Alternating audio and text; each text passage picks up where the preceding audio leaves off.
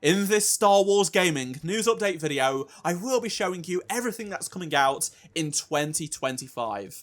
We have a bunch of stuff confirmed so far, including 2 game releases in just a couple of weeks' time. Before I do share with you everything coming out in 2025 so far though, make sure you do subscribe to this channel so you won't miss any future news updates on Star Wars games. I want to start things off by taking a quick look back at 2024 because it was a huge year in comparison to what 2025 will be.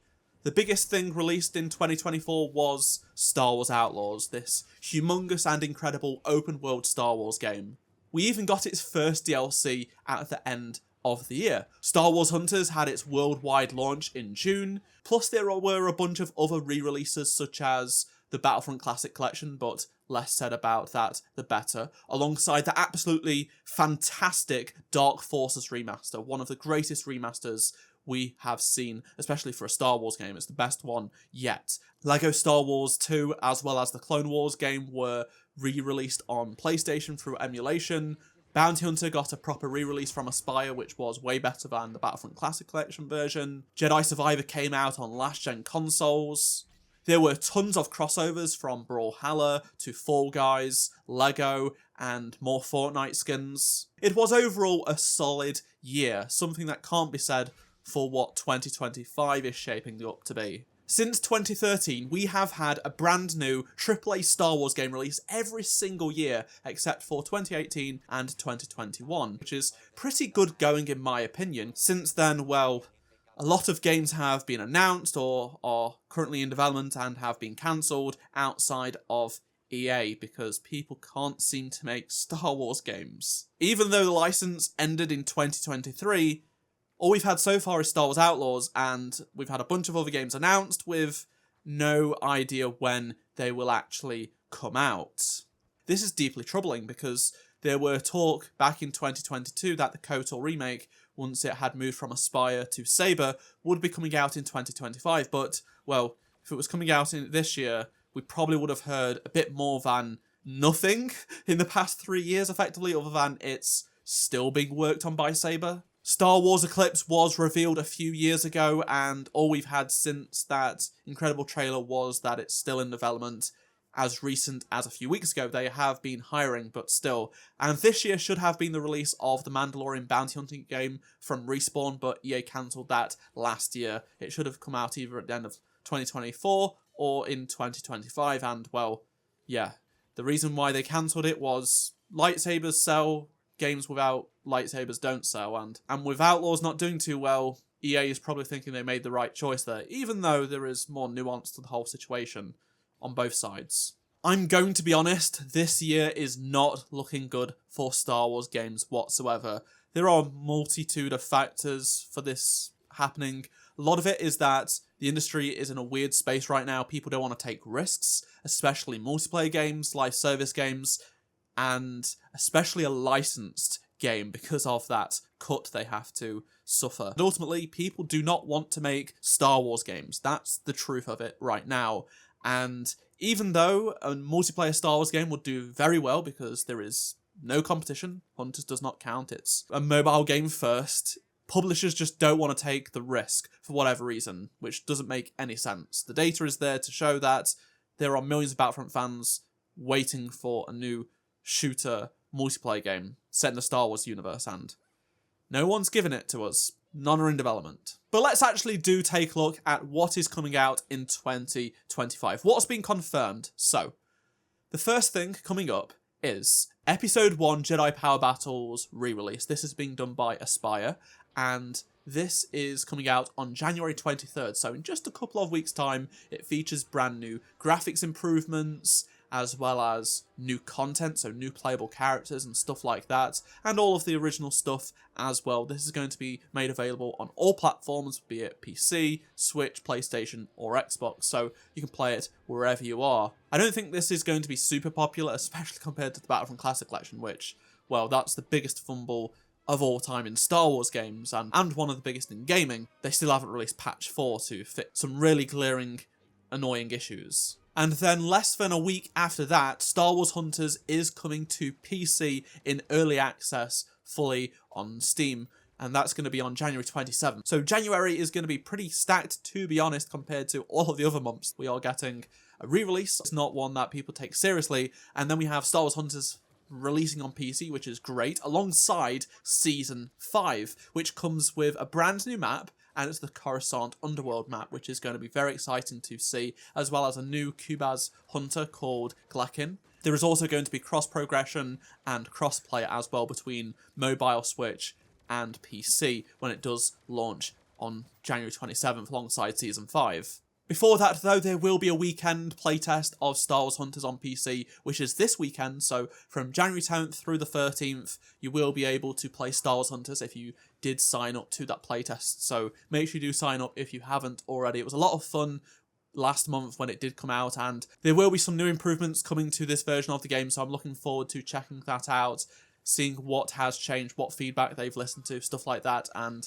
again, a couple of weeks after that, we'll have the game in our hands properly for everyone to enjoy, and it's going to be very interesting to see how that does perform on PC, and hopefully that leads to a console release later this year. So I hope people do support it, give it a bit of money, and hopefully it funds a console version that does come out this year, which could be huge for Star Wars gaming. It could be the biggest release of Star Wars games this year. A free-to-play mobile game on console. Oh my god.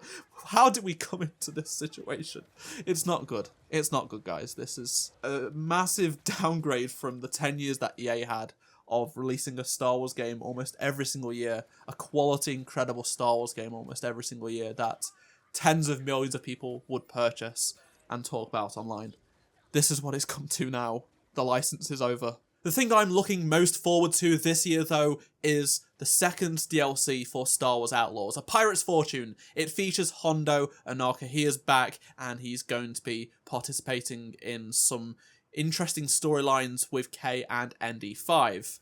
It's coming out this spring. There is no release date or anything else made available about this DLC at this moment in time, other than Hondo's in it. We've got some concept art and a few other bits I've talked about in previous videos, but it's releasing this spring, so it could be from any time in March to June. As for when I would expect to get a trailer with a release date and info blowout and stuff like that, I don't think it will happen before February 14th. The reason being Assassin's Creed Shadows releases on February 14th, which is Ubisoft's next big title. That's where their marketing is going to be in the next month and a half or so, even after that, of course, when it does release. I personally think Outlaws will take a bit of a step back at this moment in time, and then it'll pick up probably late March, something along those lines. But that's just my speculation based on Assassin's Creed being such a huge deal for Ubisoft. They really need this to be a huge success. Who knows, maybe it's a much bigger DLC, so it needs even more months to release anyway, so we may not end up getting it till 2 June the latest if it still is targeting spring.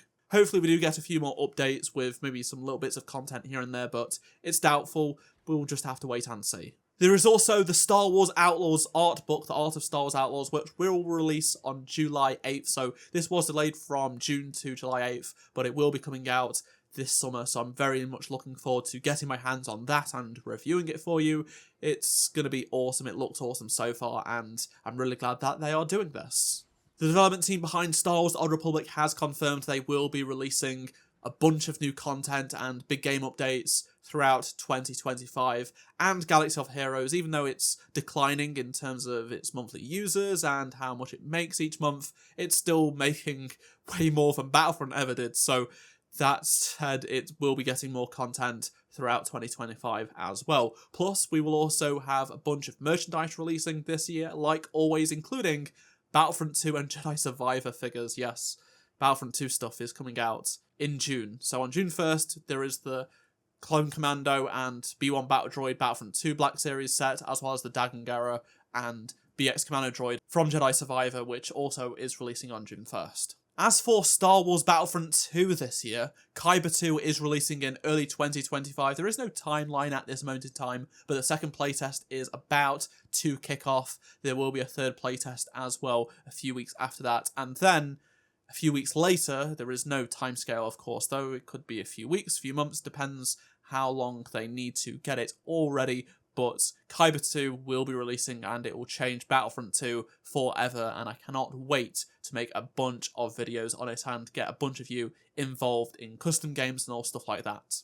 I'd also expect to see a few more re-releases this year from either Aspyr or through the emulation system on PlayStation. So Aspyr have already confirmed Jedi Power Battles for this year. It's coming out, like I said, in just a couple of weeks' time. But then there is 11 more months where they could put out something else this year. Last year we got the Classic Collection and Bounty Hunter, so I think we could see at least one other thing. And then as for the emulation side of things, I don't know which we will get, but hopefully we could get another 2 or 3 of those from PlayStation this year as well. As for an actual AAA game release, I'm not confident in it.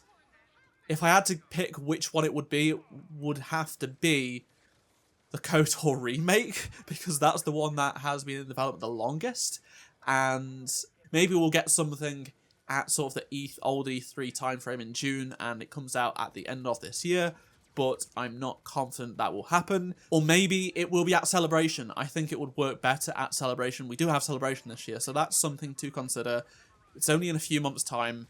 I am very much looking forward to Celebration. It's just the best weekend of Star Wars there is each year. Unfortunately, it's not every year these days, but I do think that it's going to be awesome, and we should get more game stuff at Celebration this year compared to the last one, which was literally just a trailer for Jedi Survivor, which was releasing like a month later. That was just truly abysmal compared to 2019. And even in 2022, when there was literally nothing but a Hunter's booth and no news.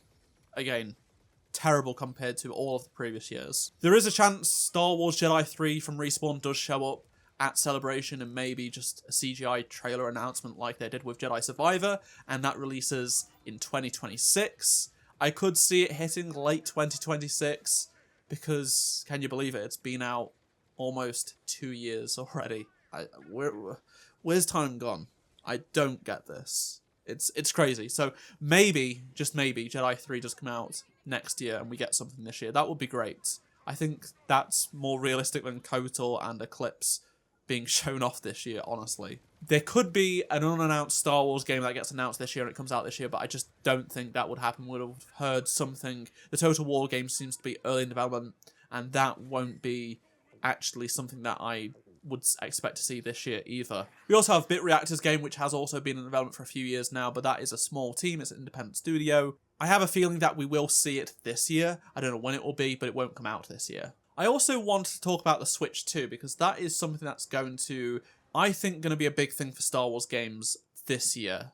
It's not something I've seen almost anyone talk about, but I think it might be something that will be underappreciated until we hear things officially. So, the Switch 2 is leaking all over the place right now, and is probably going to be announced and revealed in just the next few short weeks. And then it seems like a release is probably going to be happening around May time.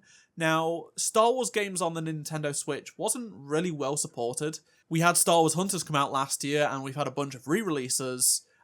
We did have LEGO Star Wars The Skywalker Saga, which was a very good port for that system, but that was it. We didn't get any of the EA Star Wars games on there. I mean, it does make sense given the technical power limitations that the Switch has, but I mean, the Skywalker Saga was really, really well done, and EA did get Frostbite with Plants vs. Zombies on there. What I will say is for Switch 2, I think that we will get an upgrade for Hunters on there, because Hunters is already on there, and a slightly less safe prediction, but I think is entirely realistic, is that Jedi Fallen Order and Jedi Survivor will get a double pack on the Switch 2. And hear me out. EA have not supported the Switch very well. They've pretty much only released like EA, FC and FIFA games every year, which barely changed each year alongside the odd release like I said, Plants vs. Zombies. But they did admit that they made a mistake not supporting it, and they want to be ready for the inevitable blow-up of the Switch 2. So now they have a scaled-back version of Jedi Survivor for the PS4 and Xbox One, and then you have Fallen Order, which was also on Xbox One and PS4. If you release them as a double pack, that makes a lot of sense. The Switch 2 is set to probably have around the same sort of power as the PS4, so I think we could see a double pack when the Switch comes out or later this year with Fallen Order and Survivor on the Switch, which could be very interesting and indeed to see how that fares. Could we see Outlaws on there? I doubt it. Ubisoft have actually put out a Snowdrop game before. Mario and Rabbids, that was a Snowdrop game. So, again, the engine does work on there, but Outlaws is far more demanding and is also a next-gen only game. It would require a lot of scaling down to get on something that's sort of PS4 level. Who knows though, we'll just have to wait and see. EA just won't touch the EA Star Wars games outside of the Jedi games. The Battlefront team does not exist anymore, I keep saying this, but people don't seem to understand that.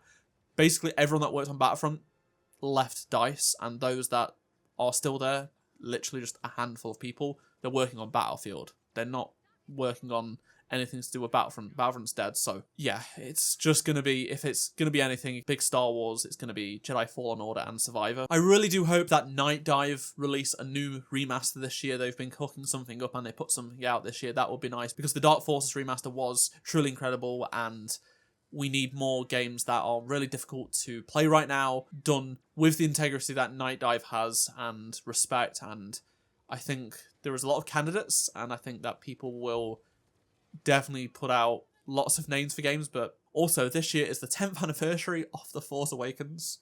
What? It's been 10 years already, and it's the 20th anniversary of Revenge of the Sith. So if there's going to be a re-release of Revenge of the Sith's game, tie-in game, which is what a lot of people want, it has to be this year. If it doesn't happen this year, it's never happening. It would be very popular and something they should just put out in May, when it would have been the 20th anniversary of the film's release, Star Wars Day, announce it Celebration, drop it on May 4th or something like that. Just do it. People would be very happy. So, that's 2025. Not much going on and a bunch of safe predictions, because that's all we can hope for. There is not much going on in development in terms of Star Wars games right now. Nothing really positive. And at this moment in time, aside from re-releases and a mobile game now on PC, yeah. Great. We could have had a Mandalorian bounty hunting game made by Respawn out this year, but no lightsabers. No lightsabers. People love lightsabers for some reason, and I don't get it, because some of the best Star Wars games we've had don't have lightsabers in them, but I guess some people, I mean, based on my own comment section, people have said they haven't played games like Republic Commando or any of the Starfighter games because there is no lightsabers. I don't know. There's a lot of games out there to enjoy. Enjoy them, not just because of a glow stick.